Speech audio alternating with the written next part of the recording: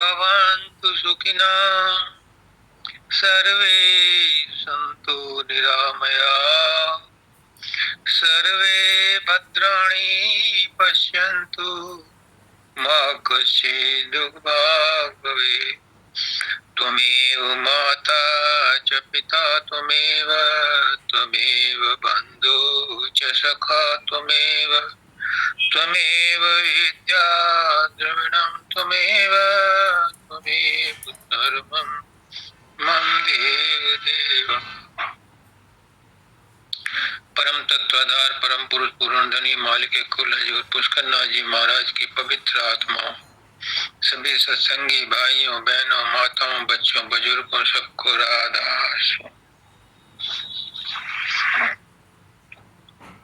आज जो माता जी ने शब्द पढ़ा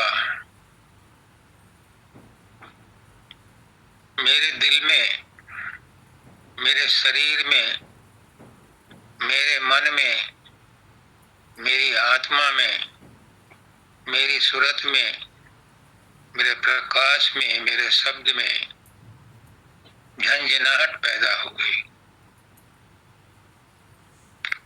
तो आज मैं राधा के शब्द की व्याख्या न करके पहले माता जी ने जो आज सत्संग दिया, समझ लो मानव दयाल जी ने ही सत्संग दिया, उसी को आगे बढ़ाता हूं। आज माता जी ने बहुत उपकार किया। ये इतना मार्मिक शब्द है।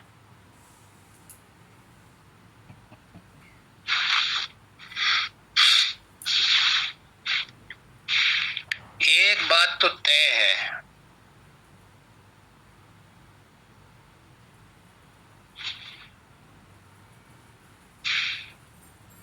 आप भी इसे मान लो। जैसे कड़वी दवा पानी के साथ निगल जाते हैं, इस बात को भी आप जान लो। जब मुसीबत आती है तो डॉक्टर कहता है धैर्य रखो, सब ठीक हो जाएगा। तो धैर्य रखो, ये बात मान लो, और नहीं तो पानी के साथ इसे निगल जाओ।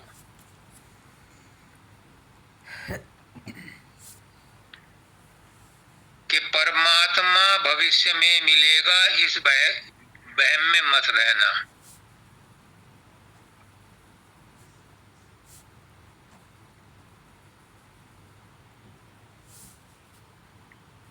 परमात्मा आज भी उपलब्ध है, अभी भी उपलब्ध है और यहीं पर उपलब्ध है। उसके लिए अलग से खोज नहीं करनी, वो आपके अंदर मेरे अंदर 100% हूबहू मौजूद है। फ्यूचर की किसने जानी। जो फ्यूचर में ढूंढने की कोशिश करते हैं वो फ्यूचर में ही ढूंढते रहते हैं।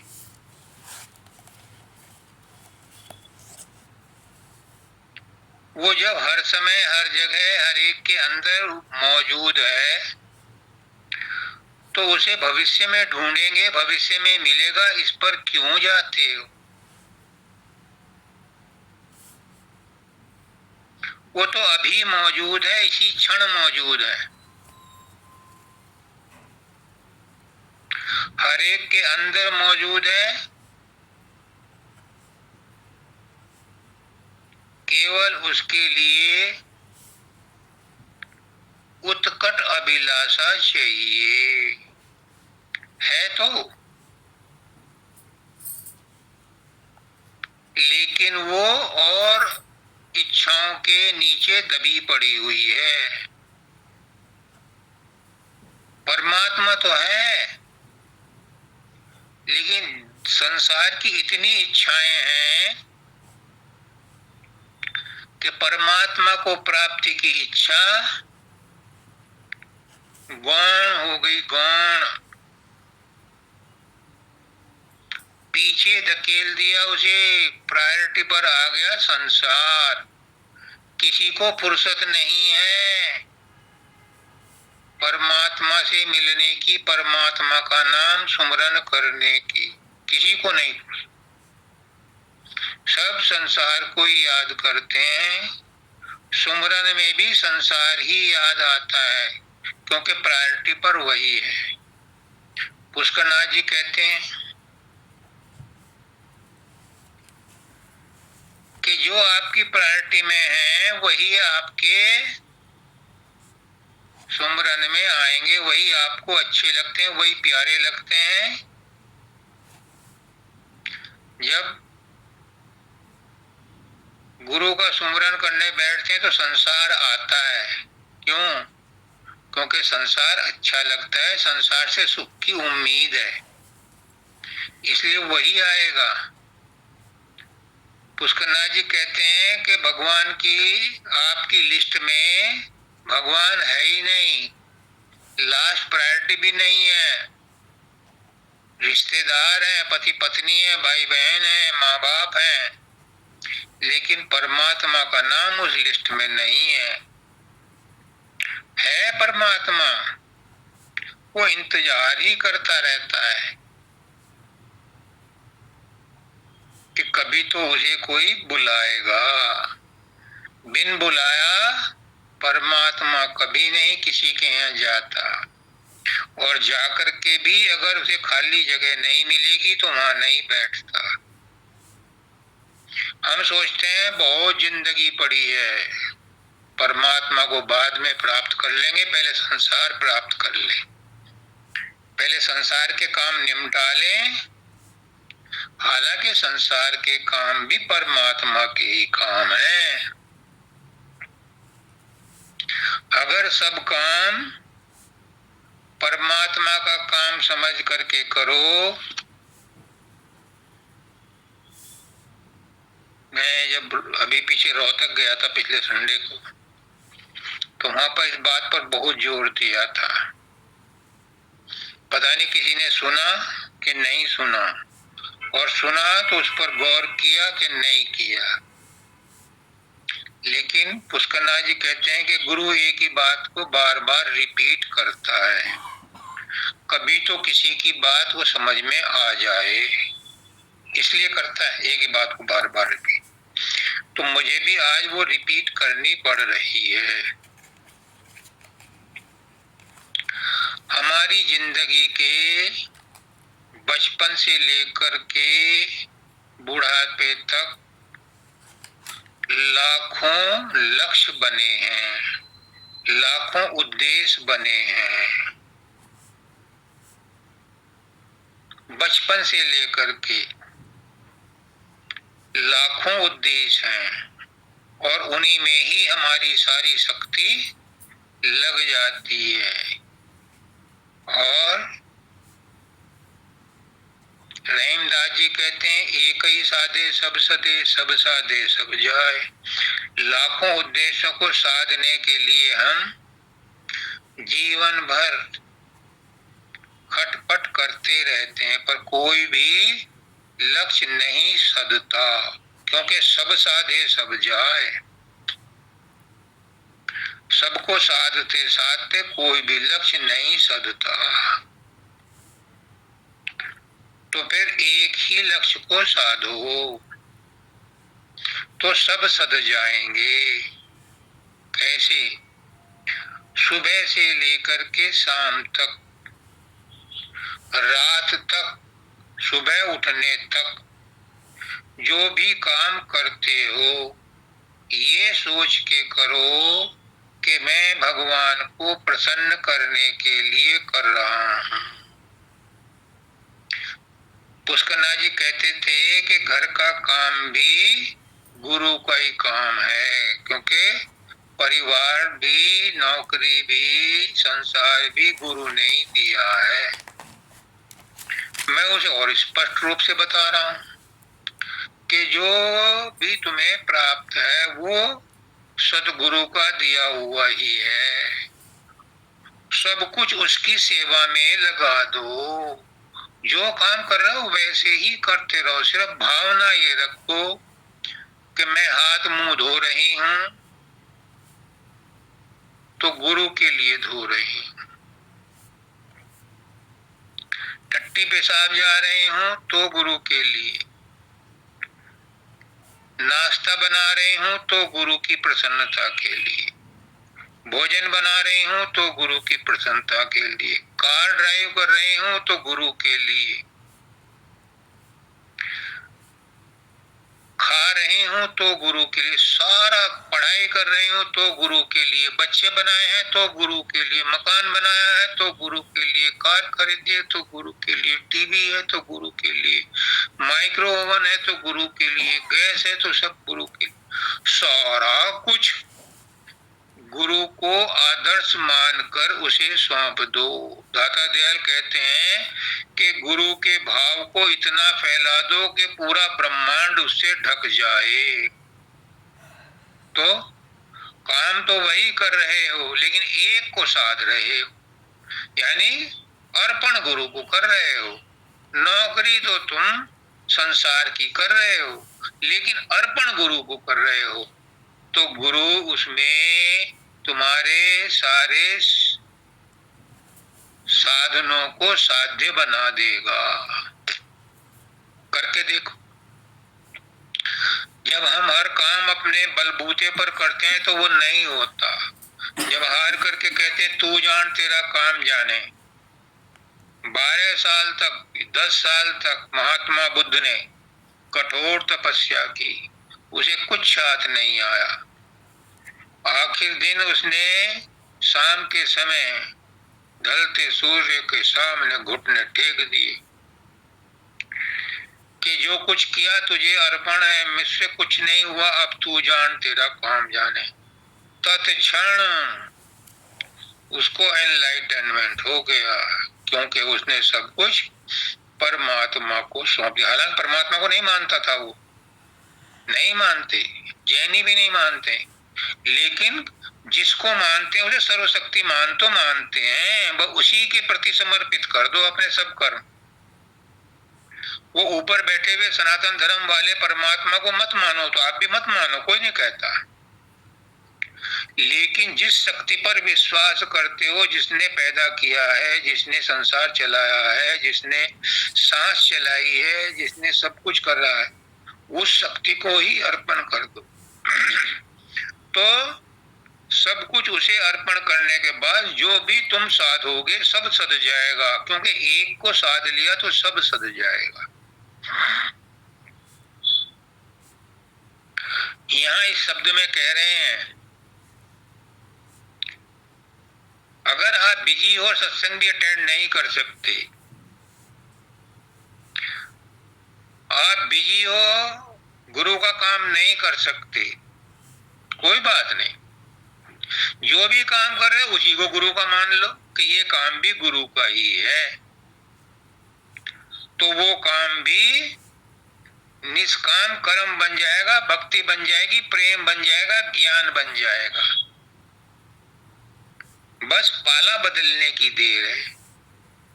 अभी हम संसार के पाले में हैं, तब हम परमात्मा के पाले में हो जाएंगे, गुरु के पाले में हो जाएंगे, और गुरु के पाले में होते के साथ ही सारी शक्ति परमात्मा की, प्रकृति की तुम्हारे पीछे हाथ जोड़ करके खड़ी हो जाएगी, तुम्हारे सब साधनों को सिद्ध करने के लिए।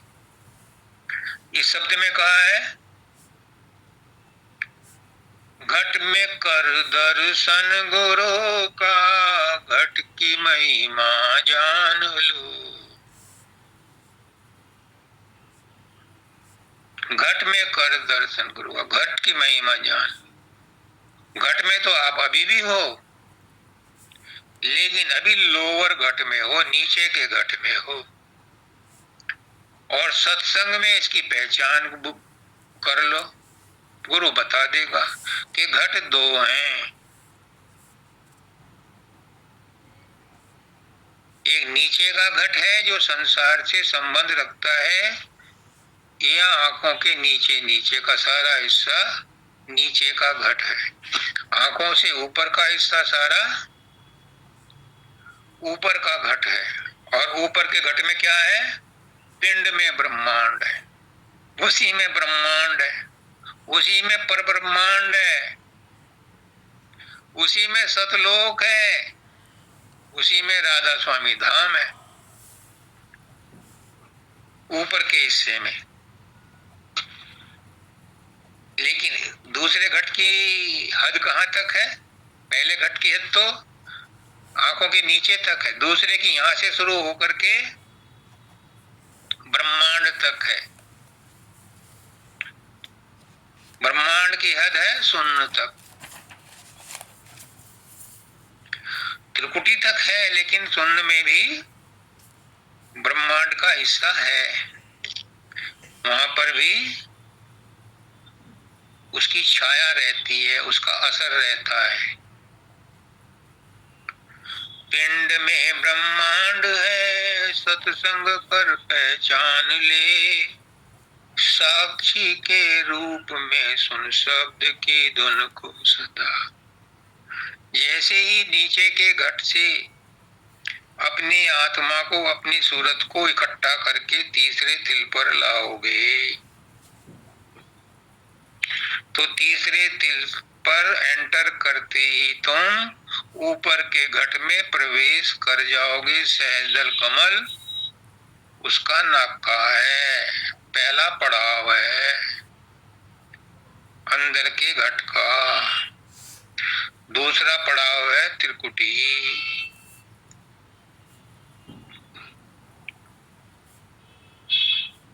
शब्द है गुरु रूप, गुरु है। अब शब्द भी मिलेगा, गुरु का रूप भी मिलेगा। त्रिकुटी में गुरु का रूप मिलेगा, क्योंकि गुरु का स्थान है, ओम का स्थान है, अवमय का स्थान है, प्रकाश का स्थान है।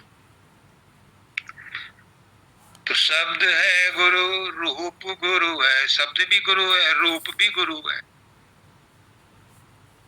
एक और बात समझ लो, लगे हाथों, जो गुरु ने नाम दिया है, रामायण कहती है कि नाम के पीछे नाम ही चलता है।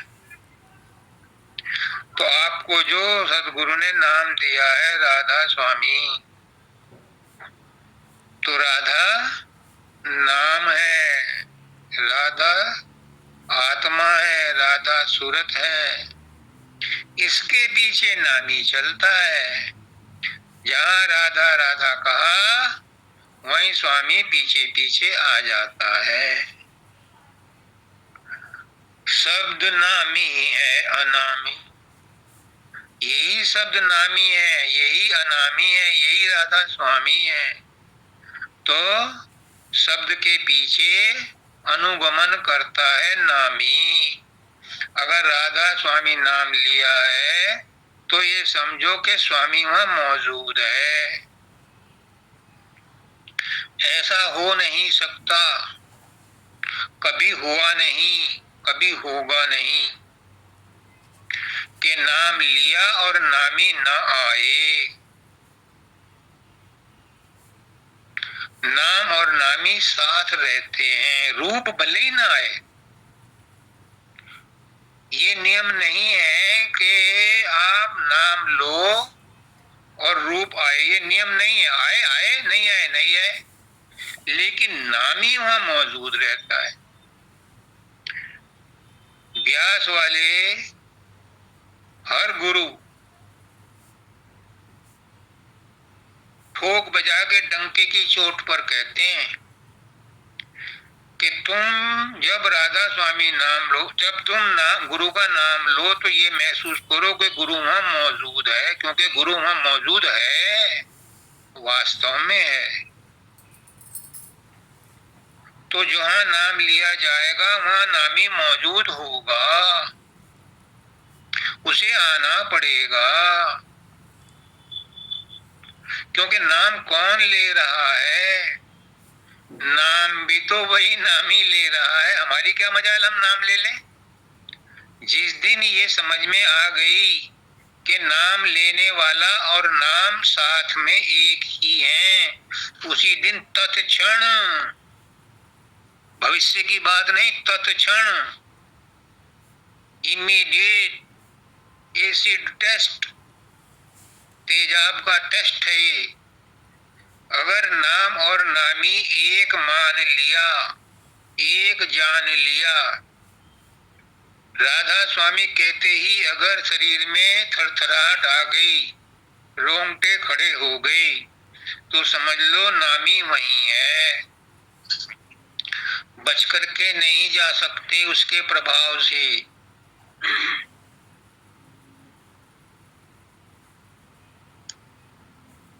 ये शब्द में ही मिलेगा,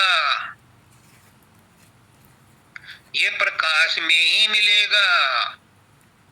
बाबा फकीर कहते हैं कि वहां गुरु की दाढ़ी मूछ मत देखते रहना, शुरू में तो मिलेगा, शायद दल कमल में तो मिलेगा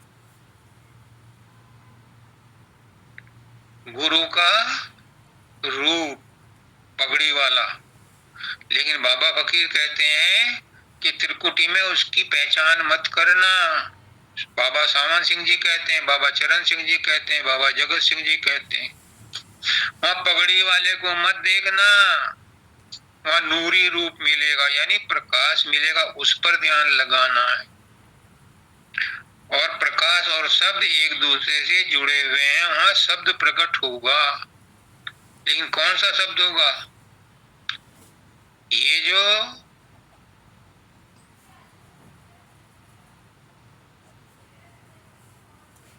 अनहद शब्द है, ये त्रिकुटी तक रहता है, ये वहां खूब मिलेगा। लेकिन और तीसरे वाले पद में कहते हैं कि वहां तत्वसार, एक शब्द है तत्वसार, इससे आगे शब्द की धुन मिलेगी, धुनात्मक, वो ले जाएगी पार, वो ले जाएगी सतलोक तक, अनंत धुन नहीं ले जाएगी। अनंत धुन वो धुनात्मक धुन से उस सार शब्द से जोड़ देगी, ये तय है। समझ लो इसके अंतर को, इसी में मत उलझे रहना। बाबा फकीर कहते हैं कि दाता दयाल ने उन्हें कई बार झटके दिए, फकीर यहाँ मत उलझे रहो, यहाँ से आगे निकलो।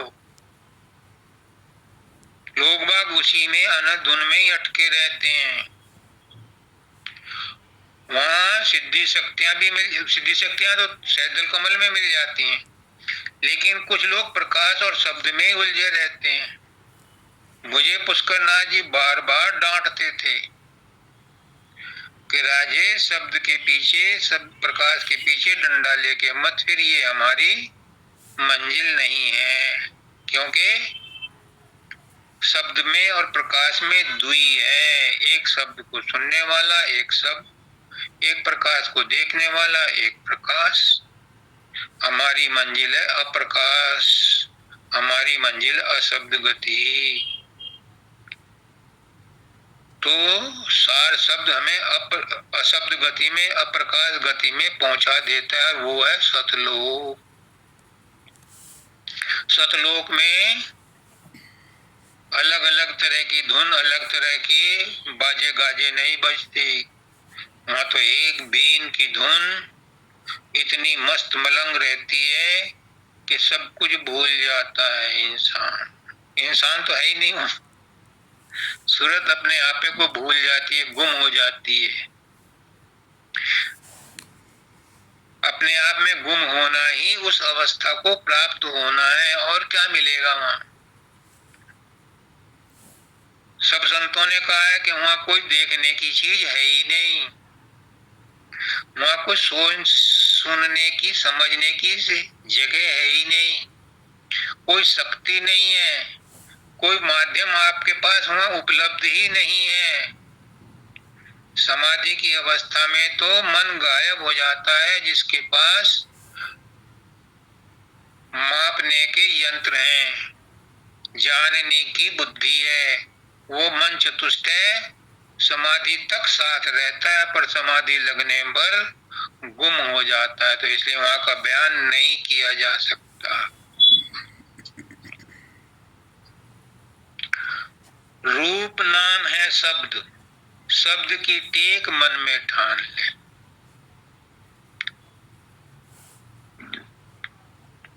अगर परमात्मा सबके अंदर है तो मेरी तो समझ में यही आया कि वो शब्द रूप में है, प्रकाश रूप में है। हो सकता है मैं गलत हूं, मुझे नहीं पता, मैं डंके की चोट पर नहीं कह सकता, हो सकता है मैं गलत हूं, लेकिन मेरी समझ में आया है कि अगर परमात्मा सबके अंदर है, सदगुरु सबके अंदर है, मालिक सबके अंदर है, तो वो प्रकाश रूप में है, शब्द रूप में है। हो सकता है मैं गलत हूं, कोई दावा नहीं है, लेकिन मेरा मानना है और मुझे अपना मानने का अधिकार है। आप अपने आप को अपना जो आपको अच्छा लगे मानो, मैं तो सलाह दे सकता हूं, मैं किसी को कंपेल नहीं कर सकता कि तुम मेरी बात मानो। जो आपको अच्छा लगे उसे अपना लो, जो बुरा लगे उसे जाने दो।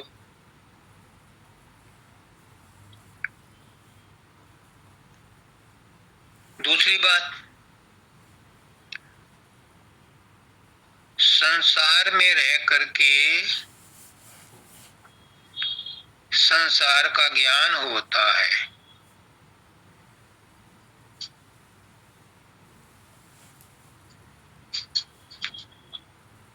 संसार में रहते हुए संसार का ज्ञान होता है, लेकिन परमात्मा का ज्ञान संसार को छोड़ने के बाद होता है। और जब परमात्मा का ज्ञान हो जाता है तो संसार की सारी चीजें फीकी लगने लगती हैं। तो यहाँ कह रहे हैं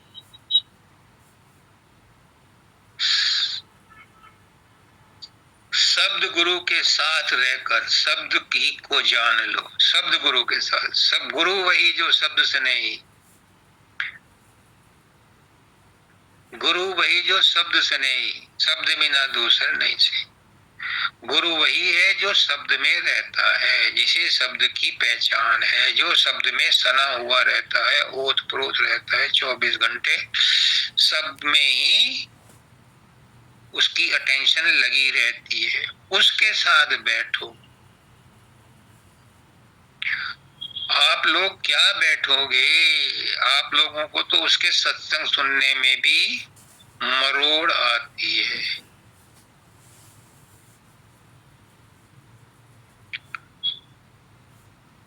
क्योंकि शब्द का ज्ञान शब्द से ही मिल सकता है, शब्द ज्ञानी से ही मिल सकता है। बद्रीनाथ का सही पता वही बता सकता है जो बद्रीनाथ होके आया है। तो सदगुरु ही बता सकता है कि असली शब्द क्या है और रास्ते के शब्द क्या हैं।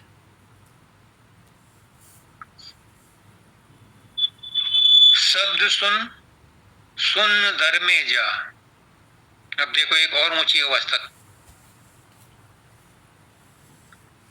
त्रिकुटी तक की बात तो ऊपर हो गई, अब आते हैं सुन में। शब्द सुन, सुन दर में जा। सुन दर क्या है? यही वो है जिसको हम कहते हैं 10वां द्वार। सुन में ही 10वां द्वार है। शब्द सुनते सुनते उस 10वें द्वार की पतली गली से निकल जाओ तो महासुन में पहुंचोगे। और महासुन में क्या है? महासुन में वो स्थान है जहां पर सूरत नीचे उतरते हुए सबसे पहले वहां ठहराई गई थी। तो महासुन वो ठेका है, वो स्थान है। तो कहते हैं शब्द सुन, सुन दर में जा और शून्य की समाधि साध कर, वहां शून्य समाधि लगती है। लेकिन बाबा फकीर कहते हैं, दाता दयाल ने उन्हें कहा, फकीर ये शून्य की समाधि भी अंतिम स्थान नहीं है, इसे भी छोड़, सविकल्प समाधि छोड़, निर्विकल्प समाधि में आ। फिर निर्विकल्प में भी नहीं ठहरने दिया उन्हें। देखो, निर्विकल्प समाधि बहुत ऊंची है। वेदांत के हिसाब से, उपनिषद के हिसाब से वो टॉप सक्सेस है, टॉप लक्ष्य उनका। लेकिन दाता दयाल ने निर्विकल्प समाधि में भी नहीं ठहरने दिया परम दयाल जी को। यहां से भी निकल,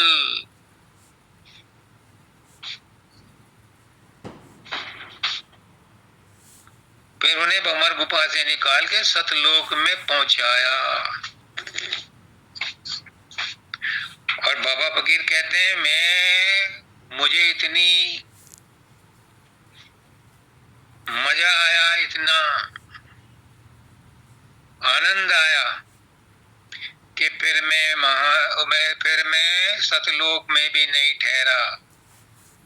मैंने सोचा, इस शब्द को सुनने वाली, इस प्रकाश को देखने वाली जो सूरत है, इसका ठिकाना कहाँ है, ये कहाँ रहती है। और ढूंढते ढूंढते वो अलग अगम अनामी में पहुंच गए। लेकिन वो किसी किसी को मिलती है, क्योंकि परम दयाल जी कहते हैं, मैं अनामी धाम से आया हूं, तो उन्हें अनामी धाम में ही जाना था, इसलिए वहां गए। वरना सारी सूरतों का ठिकाना, अंतिम स्थान सतलोक है, क्योंकि हम लोग सतलोक से ही आए हैं, तो वहीं पहुंच के जाना है। हाँ, कुछ आत्माएं, कुछ सूरतें ऊपर के लोगों से आई हैं, तो वो उन लोगों को सतपुरुष अपनी टॉर्च देता है और उन्हें रास्ता बताता है, तब वो अपने धाम आगे जाती हैं। लेकिन मेन स्टे, मैं कहता हूं कि हम रो पीट के, घिसट पिसट के सतलोक तक पहुंच जाएं, क्योंकि वहीं से हम आए थे। आगे जिसकी काबिलियत होगी, योग्यता होगी, सतपुरुष अपने आप छांट के उसको अलग से दूसरी, वहां से एयरप्लेन चेंज होता है, एयरप्लेन नहीं जाता, वहां दूसरी फ्लाइट चेंज करनी पड़ती है। और वो किसी किसी के लिए प्रिविलेज्ड क्लास है, वो किसी किसी को मिलती है, उसका मुझे नहीं पता, मैं इसके बारे में ज्यादा जिक्र भी नहीं करना चाहता। मैं तो वहीं तक करूंगा जहां तक गुरु ने मुझे बताया है। सहज जीवन मुक्ति का धन तू मेरे धनवान ले। सतलोक में पहुंच के फिर सहज मुक्ति मिल जाती है।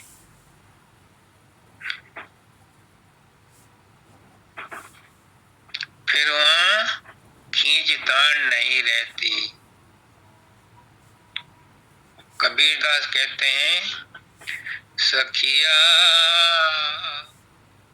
वागर सबसे न्यारा, जहाँ पूर्ण पुरुष हमारा, तै नहीं रहन चैन नहीं।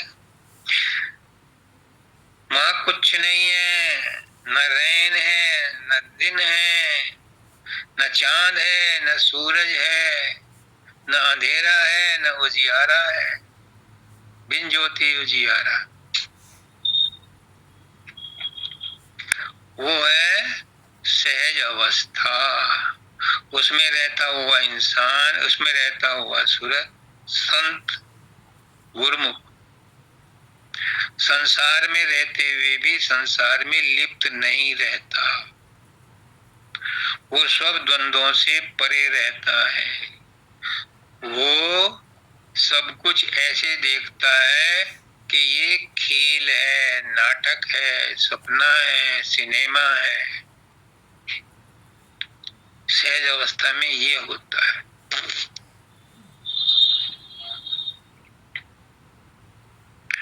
फिर कहते हैं शब्द पारक शब्द है टकसार। बहुत ऊंची बात कही है। शब्द पारक शब्द है टकसार।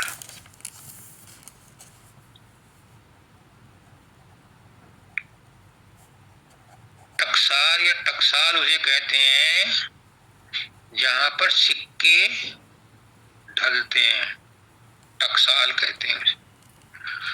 तो शब्द पारक शब्द है टकसार, शब्द अलग अगम। शब्द के साथ जुड़ने से पारखीपन आ जाता है, विवेक जागृत हो जाता है, अच्छे बुरे की पहचान हो जाती है, सत असत का पता चलता है, सार असार का पता चलता है शब्द के साथ। और फिर शब्द है टकसार, फिर उससे जो मिलता है वो वैसा ही हो जाता है। गुरु कर ले आप समा। देखो इस शब्द की महिमा। शब्द में रत होने से अपने अंदर जितना भी विकार है ये दूर होता है, अपनी पहचान मिल जाती है, स्वरूप का पता चलता है, स्वयं का पता चलता है। और स्वयं का पता ही परमात्मा का पता है। परमात्मा और स्व दो नहीं है, एक ही है। बीच में मन है जो दो करके दिखलाता है, लेकिन ये वास्तव में एक ही है। जो शब्द है वही धुन है। धुन और शब्द दो दिखाई देते हैं, बताते भी हैं, समझाते भी हैं, अभ्यास भी कराते हैं कि धुन को पकड़ो तो शब्द में पहुंचोगे। लेकिन शब्द और धुन दोनों एक ही हैं। जैसे ही हमारी सूरत तीसरे तिल पर एकाग्र हो जाती है, शब्द उसे अपने आप खींच लेता है, क्योंकि वो उसी की धुन है। लेकिन हम वो एकाग्र नहीं हो पाते, इसलिए वो नहीं खींच पाता। लोहे के ऊपर अगर जंग लगी हो तो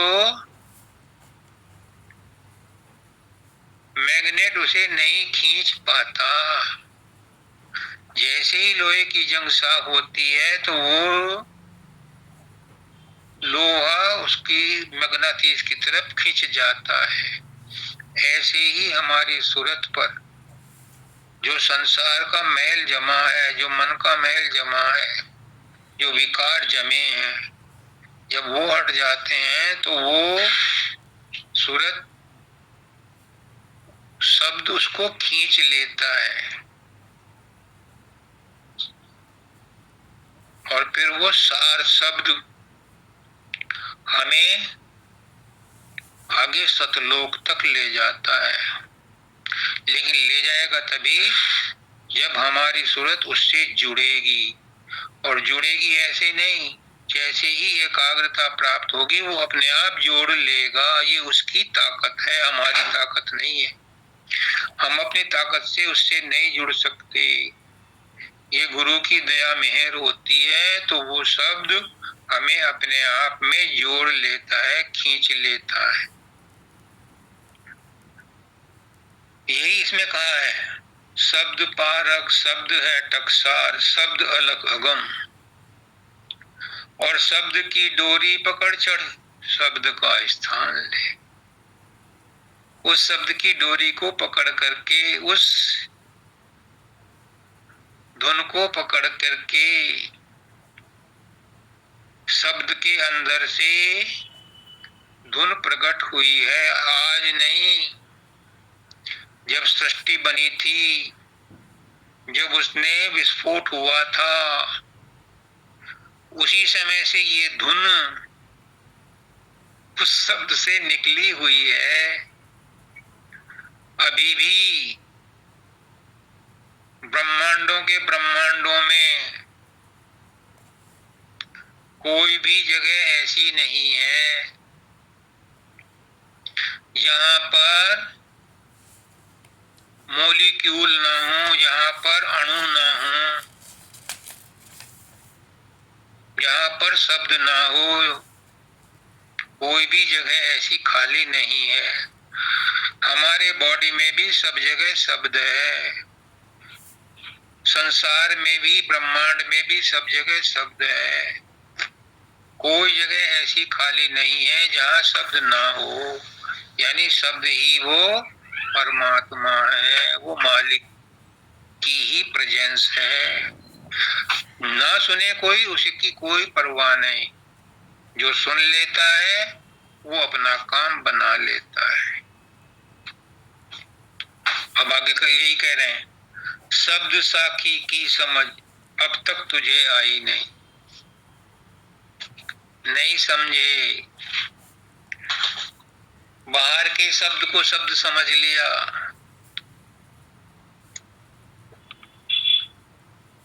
अपने अंदर शब्द तक पहुंचे ही नहीं, और पहुंचे तो विराट शब्द में उलझे रहे, त्रिकुटी के शब्द में उलझे रहे,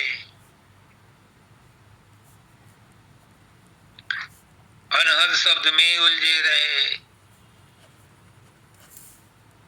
मेरी तरह से शब्द के पीछे डंडा लिए फिर रहे हैं 42 साल तो मुझे हो गए, पर वो शब्द पकड़ में नहीं आता। क्यों नहीं आता? क्योंकि तीसरे तिल पर एकाग्रता पर्याप्त मात्रा में नहीं हुई थी। जैसे ही तीसरे तिल पर पर्याप्त मात्रा में एकाग्रता होती है तो शब्द तो उसे खींच लेगा, उसकी स्वभाव है। उस स्वभाव को कोई चेंज नहीं कर सकता। आत्मा तो परमात्मा की तरफ खींची रहती है, धुन तो शब्द की तरफ खींची रहती है, मजबूरी है उसकी, क्योंकि वहीं से निकली है, वहीं पहुंच करके उसे विश्राम मिलेगा। कहते हैं कि अगर तुम हवा में हाथ हिलाते हो, तालाब में कंकड़ फेंकते हो, तो उससे जो लहरें, वाइब्रेशन निकलते हैं, वो पूरे ब्रह्मांड में जहां तक उसका एरिया वहां तक जाते हैं और लौट करके वहीं आते हैं जहां से वो शुरू हुए थे। तो हमारे अंदर जो शब्द धुन है, ये जहां से निकली थी वहीं पहुंचने के लिए बेताब है, लेकिन हमने इसके ऊपर वजन डाल रखे हैं। संसार की इच्छाओं, आशाओं, वासनाओं, तृष्णाओं, कामनाओं और घर के काम धंधों में इतने उलझे हुए हैं कि फुर्सत में देख लेंगे, वो फुर्सत कभी नहीं आएगी। क्योंकि मन का तो ड्यूटी ही ये है कि वो इन सूरतों को उलझाए रखे, उधर का ध्यान ही ना इन्हें होने पाए। पर सदगुरु की मजबूरी है, उसे भेजा ही इसलिए गया है कि इन इन आत्माओं को तो कम से कम ले आओ। और वो मत्था पच्ची करता रहता है, लेकिन वो कहती है मेरे भरोसे ना रहो, मुझे अभी फुर्सत नहीं है। तो गुरु भी मत्था पीट के चला जाता है। शब्दानंद जी महाराज कहते थे कि हजूर महाराज रोते रोते गए, गुरु व चेला व्यवहार जगत में झूठा बरत रहा। शब्द लिखना पड़ा मजबूरी में उन्हें। दाता दयाल भी रोते रोते गए, सुनते नहीं है दुनिया के गाफिल मेरा कलाम, बेजार होके कहता हूँ ताबीर का। बाबा फकीर भी रोते रोते गए,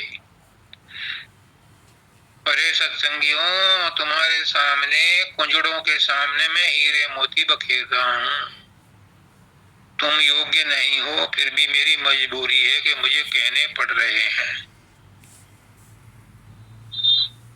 सभी गुरु यही करते हुए चले गए। आखिर कब तक नींद में पड़े रहोगे? उठ जाग मुसाफिर भोर भई, उठ जाग मुसाफिर भोर भई। क्या है वो? हाँ, उठ जाग मुसाफिर भोर भई। क्या है? उठ जाग मुसाफिर भोर भई, अब रैन कहाँ? हाँ, अब रैन कहाँ? अब रैन कहाँ? अब कहाँ है रैन? अब कहाँ है चैन?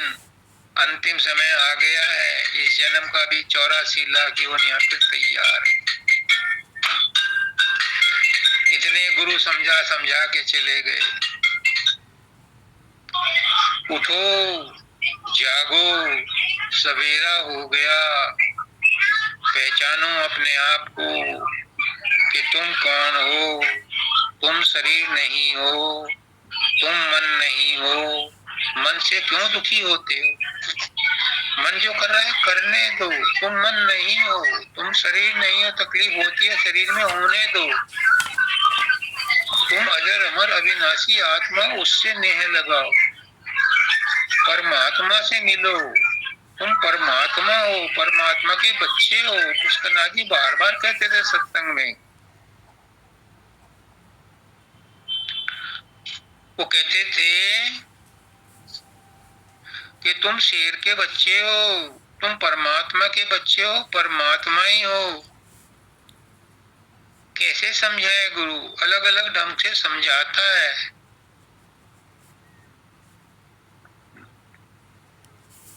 शब्द साखी की समझ अब तक तुझे आई नहीं। शब्द साक्षी है।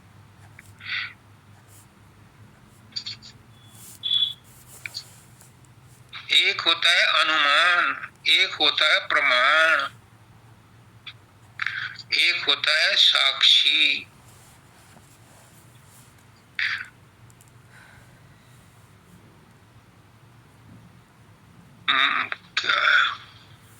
अनुमान मिले, प्रमाण मिले, प्रमाण के साथ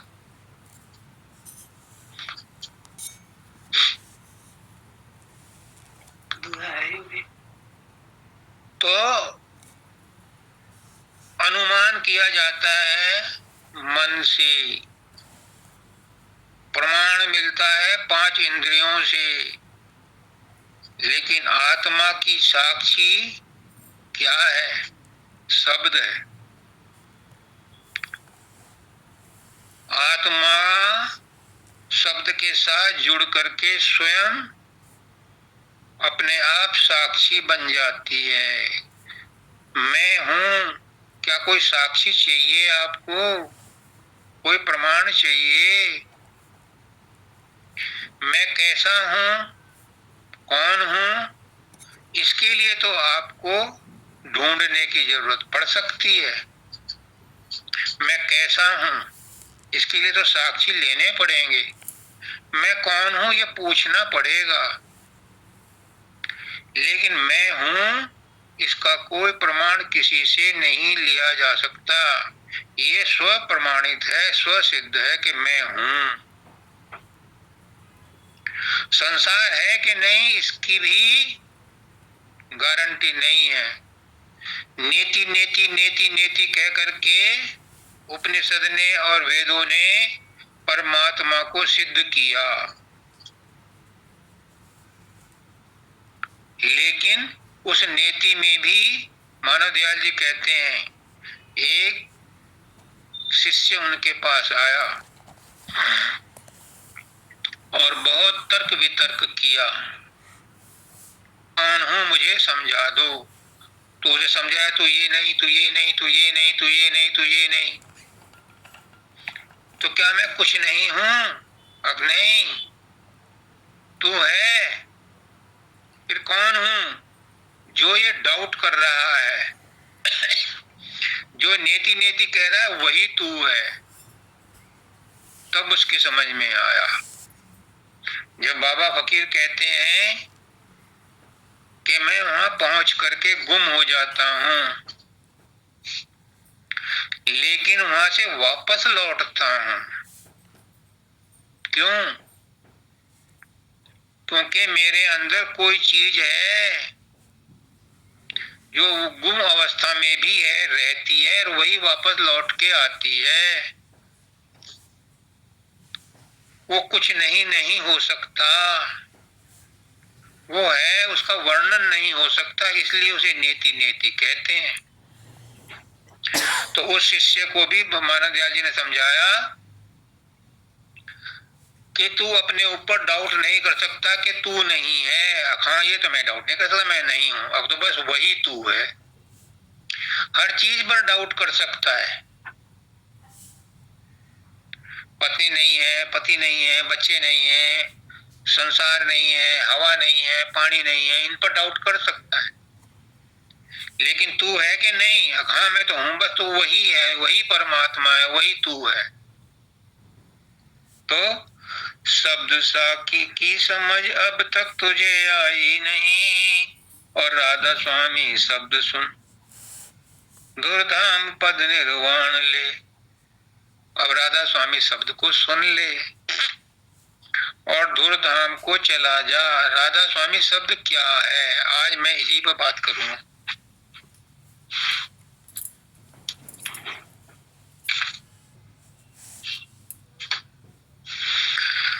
राधा आदि सूरत का नाम, स्वामी आदि शब्द पिछान। राधा ही स्वामी है, स्वामी ही राधा है। ये दोनों एक दूसरे से मिले हुए हैं। ये नाम और नामी साथ ही रहते हैं। जो राधा है वही स्वामी है, जो स्वामी है वही राधा है। राधा शिष्य है, स्वामी गुरु है। राधा धुन है तो स्वामी धुनी है। इस एकता को जो समझ लेता है, धुन और धुनी को एक मानता है, नाम और नामी को एक मानता है, राधा और स्वामी को एक मानता है। राधा स्वामी नाम जपते हो, राधा कहते ही महसूस करो कि स्वामी भी वही है। स्वामी ही राधा कह रहा है और राधा ही स्वामी कह रहा है। राधा और स्वामी दो नहीं हैं, एक ही हैं। एक कर जान।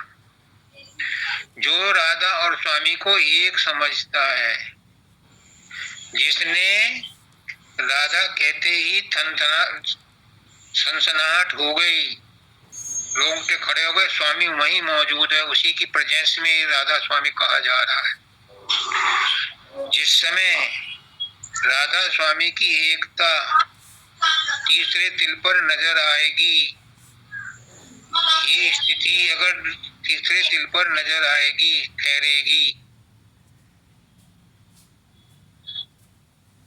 तो सूरत उसे खींच ले, शब्द उसे सूरत को खींच लेगा और वो तीसरा तिल पार करके सहजल कमल त्रिकुटी में पहुंचेगा। और जब त्रिकुटी में उसे सदगुरु का नूरी रूप मिलेगा, अनहद धुन तो वहीं तक रहेगी, धुनात्मक नाम उसे मिलेगा, ऊपर की धुन उसे पकड़ेगी, तो वो उस सार धुन के साथ ऊपर चढ़ता हुआ सतलोक पहुंचेगा। इसमें हो सकता है मैं गलत हूं, लेकिन ये मेरा अपना निजी मामला है, मेरा अपना निजी अनुभव। हो सकता है किसी और का कुछ और अनुभव। मैं इस बहस में नहीं पड़ता, मैं इस डिटेल में नहीं जाता। मुझे तो गुरु ने कहा है कि जो तुम्हारा अपना अनुभव हो वो बताना। किसी का क्या अनुभव है मुझे नहीं पता, वो जाने, उसका काम जाने। सब अपनी अपनी जगह सही है, कोई गलत नहीं है। लेकिन जैसे आपका काम बने, जिस सहूलियत से आपका काम बने, उससे बना लो। परंतु एक बात याद रखना, भविष्य का इंतजार मत करना। परमात्मा अभी उपलब्ध है, यहीं पर उपलब्ध है, हम सबके अंदर उपलब्ध है। वही बोल रहा है, वही बक बक कर रहा है, वही आपको बुला रहा है, वही आपको खींच रहा है। अब तुम जबरदस्ती अपने अहंकार में, अपनी आसक्ति में, अपने मोह में, अपने राग द्वेष में मत उलझे रहना, नहीं तो उसका ये प्रयास भी विफल हो जाएगा। गुरु अपनी शक्ति से खींच रहा है, लेकिन हमें संसार के साथ चिपके हुए हैं। उनके मोह से, उनकी आसक्ति से, उनके संबंध से अपने आप को अलग नहीं कर पा रहे। यही वजह है कि हम अब तक नहीं आगे बढ़ पाए। अब अपने आप को स्वतंत्र कर लो, संसार से संबंध मत तोड़ो, संसार में रहो, लेकिन अपने आप को संसार का मत मानो। संसार का संबंध मन से है, मन को संसार में लगा रहने दो, कोई परेशानी नहीं। क्यों झंझट पैदा करते हो, क्यों अपनी ऊर्जा नष्ट करते हो मन को कंट्रोल करने के लिए या संसार से अपने आप को हटाने के लिए? संसार और मन एक ही मसाले से बने हैं, तो वो तो एक दूसरे के साथ चिपके रहेंगे। तुम उन्हें लाखों जन्मों भी कोशिश करते रहो, मन को संसार से अलग नहीं कर सकते, क्योंकि एक ही मसाले के बने हैं, एक ही ब्रह्म ने उन्हें बनाया है, तो वो एक साथ रहेंगे ही रहेंगे। लेकिन हमारी आत्मा, हमारी सूरत इस मसाले से नहीं बनी है। हमारी सूरत परमात्मा के मसाले से बनी है, और वो मसाला है सबके अंदर मौजूद प्रेम। अगर प्रेम नहीं है तो आगे कदम नहीं बढ़ाया जा सकता। प्रेम बाजार में मिलता नहीं। मैंने भी बहुत दुकानों पूछा, नहीं मिला। फिर सदगुरु ने ही अपना प्रेम दिया, उसी प्रेम को संभाल के रखा, आप लोगों में बांटा। आपने मुझे बहुत प्रेम दिया तो मेरा प्रेम और बढ़ गया, और वही प्रेम मैं आपको दे रहा हूं। मेरा अपना प्रेम नहीं है, आप ही का प्रेम है, मेरे गुरु का ही प्रेम है, मेरे गुरु का ही ज्ञान है, वही मैं आपको लौटा रहा हूं, वही मैं आपको दे रहा हूं। मैं इसमें कुछ नहीं है, मेरा अपना कुछ नहीं है। फिर मैं मजबूर होकर कहता हूं कि मैं कुछ भी नहीं हूं, मैं गुरु भी नहीं हूं, मैं चेला भी नहीं हूं। मैं तो गुरु के शिष्यों का, सेवकों का भी सेवक हूं, जो गुरु का ज्ञान है वो बांट रहा हूं। लेकिन एक बात का ध्यान रखना कि जो हमारी सूरत है वो इस संसार की नहीं है, वो सत्य पुरुष की अंश है। सत्य पुरुष के पास जाना है, उसे वो बेताब है, तड़प रही है। उसे तुम खुला छोड़ दो, वो चली जाएगी। उसके ऊपर वजन मत डालो, उसके ऊपर संसार का अटैचमेंट, आसक्तियों का वजन मत डालो। वो इतनी सक्षम है, गुरु इतना सक्षम है कि उसे खींच लेगा, और खींच रहा है। तभी तो तुम सत्संग में चुपचाप बैठे हो, 1-1.25 घंटा हो गया। खींच रहा है गुरु, तुम्हें महसूस हो रहा है, लेकिन अभी पूरी तरह से संसार से विरक्त नहीं हो। संसार से चाहे आसक्त हो या विरक्त हो, कौन होगा विरक्त? और कौन होगा आसक्त, कौन ग्रहण करेगा, कौन त्याग करेगा, बताओ मुझे। आत्मा नहीं करेगी, ये तो मन है जो करेगा त्याग, मन है जो ग्रहण करेगा, मन है जो आसक्त होगा, मन है जो विरक्त होगा। और तुम मन नहीं हो, तुम विशुद्ध आत्मा हो। विशुद्ध आत्मा को इन बंधनों से, इन बंधनों में मत डालो। वो इतनी स्वतंत्र है कि गुरु उसे खींच लेगा। गुरु में ताकत है, खींच रहा है, बस तुम अपने आप को ढीला छोड़ दो। आज इतना ही काफी है, समय हो गया है। सबको राधा स्वामी।